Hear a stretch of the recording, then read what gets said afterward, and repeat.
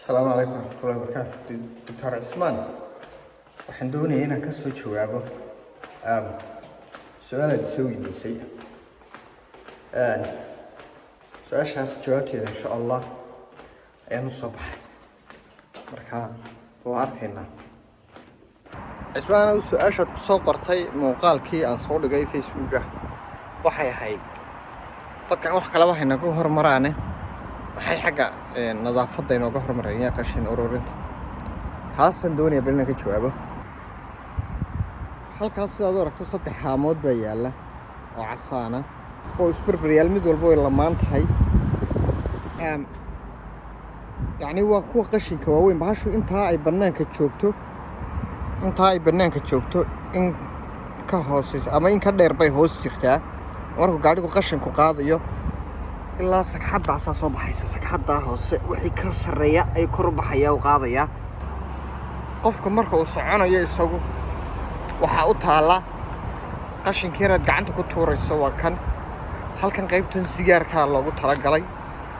halkaana bac baa ku jirto marka soo marayaan qolada qaadaysa bacdu la baxaya bac kalena uu gelinaya.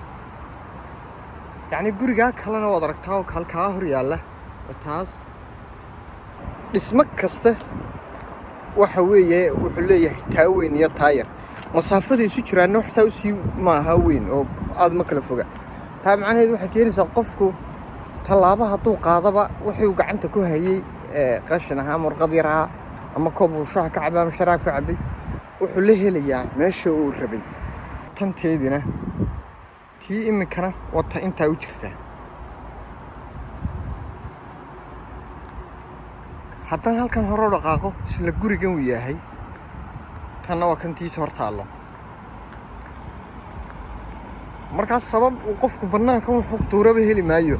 waliba tan waxa ay kaga duwan tahay ma kala saarna iminka meelahan moolka oo kale xaafadaha qaar dabaan ku dhig say u kala iyagu qudhoodu dakhli badan yihiin yani cashuuraha soo xareynayaan iyo marka iyagu qudhoodu waxa kale leeyihiin in loo kala saaro wixii cuntada hadhayada ah wixii plastic dib loo isticmaalayo cuntada xitaa qudheeda dib baa loo habeynayaa oo waxa la geenayaa waxa laga sameeyaa biogas shidaal gobadha ku shaqeynaysa basas badaa jira shidaalka laga sameeyo cuntada la daadiyay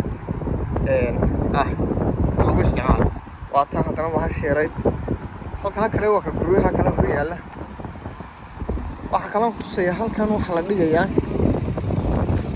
alaabaha wixii kale gaadhiga iska eego alaabo wixii saydka la qaadayo haddii sarar ka jabto hadduu kursi ka jabo halkaan maxaa yaala mikrooga yariyo waxa yaala halkan waa lagu xareynaya iyagana furaad u haysataa banaanka halkan lama dhigi karo in soo barhaar furo ayaa halkan ku furanaysaa oo qof kasta haysto. baska iga dambeeyay imika wad aragtaa biogas bas ay ku taalo waani cuntadii harayadeedii baa laga sameeyay biogas marka shidaalku ku shaqeynayaba waa cuntada la daadiyay. يعني arrin kale jiro isagana lagu gurayo lagu dhiirigelinayo xashiishka in wadadu ka nadiif noqdo. imika saartaan qofkaas wuxuu sameeynaya waxyaabihii daasadihii iyo caagadihii buu soo qaadaya halka wuxuu ka arkayaa mid kasta lacagta uu ka helayo. supermarket kasta wuxuu leeyahay yani meel sidan oo kala aad imanayso oo caagadaha iyo waxa sharaabka laga cabay aad ku soo celinayso waxaanad kala baxaysaa rasiid yar baad qaadanaysaa lacag baad ku qaadanaysaa hadhow. marka bacdaada yar baad iska sidanaysaa haddaad meelaha gaarto iska soo guranaysaa. dad badan oo sameeyaa jira marka ninkani wuxuu helayaa lacag ku dhawaad halka wuxuu qaadanayaa rasiidkii la soo baxaya wad aragtaa wuxuu helayaa lacag ku dhawaad $3 meelahaas ayuu qaadanayaa. marka waxay lacag nin miskiin oo dowrsanaya sameynay maaha qof kasta uu sameysanayaa waxa weeye xagga kale laga eegayaa oo la dhiirigelinayaa in yacnihii uu nadiif ahaado wadankii. intaan u soo baxay intaas ahayd Cismaan inaan ku tuso intaa haddii la idmo